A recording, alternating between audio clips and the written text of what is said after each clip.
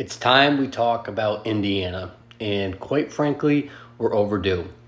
Did I think we were going to be talking about Indiana like this after week four? Absolutely not. Kurt Signetti has just come in and so far has done such a wonderful job with this team.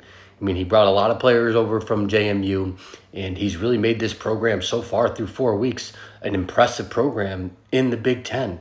And really, they have a lot ahead of them right now. Like, they've been looking great, and their schedule really isn't all that bad. Like, they have Maryland at home this weekend, where they're a touchdown favorite against Maryland. They got Northwestern, Nebraska at home, Washington at home, so they don't have to travel all the way to Washington. And then they got Michigan State on the road.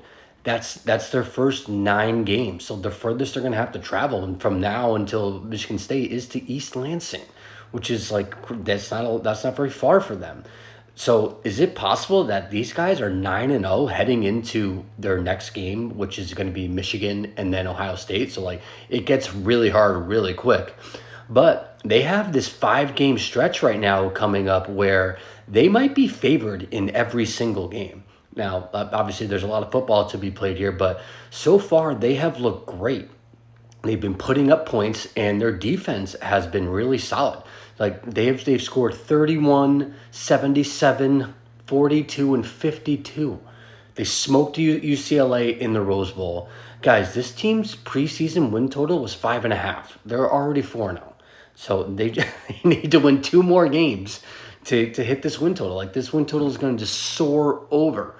I feel like a fool not taking it. I just thought it was going to take a little while longer for Kurt Signetti to get this program, or this team, really moving off the ground.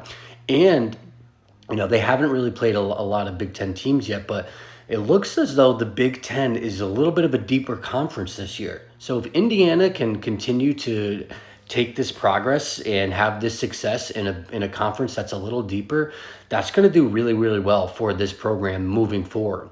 And especially if they keep up these offensive and defensive statistics, obviously you expect them to drop down as they start to head into conference play. But Curtis Rourke right now, the transfer from Ohio, who had a great career at Ohio, PFF has him as the 3rd best passing grade in the country right now.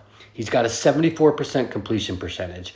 And one of the best things about the offense right now is that they're sharing the ball around. They have like 4 receivers consistently who can make plays, and they're not relying on one guy to be that breakout guy. They have 4 guys who they can really, really rely on. So they have some stability on offense.